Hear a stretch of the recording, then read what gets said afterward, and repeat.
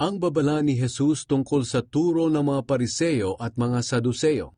Sinabi ni Jesus sa kanila, "Mag-ingat kayo sa pampaalsa ng mga Pariseo at mga Saduceo." Nag-usap-usap ang mga tagasunod ni Jesus.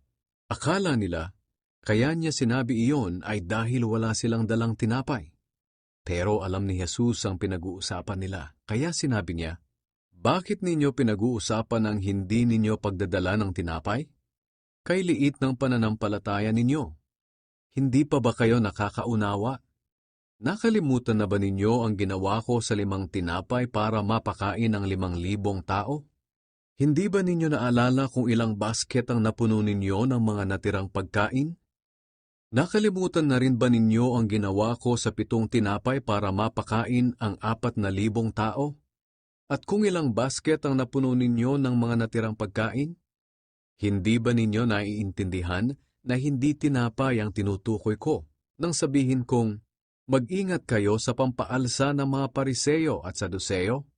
At saka lang nila naintindihan na hindi pala sila pinag-iingat sa pampaalsa, kundi sa mga aral ng mga Pariseo at Saduceo. Dito pinapaalalahanan tayo ng Panginoong Hesus na suriin natin ang mga nagtuturo ng kanyang salita. Kung maaari, suriin natin at tingnan natin kung tama ang kanilang itinuturo.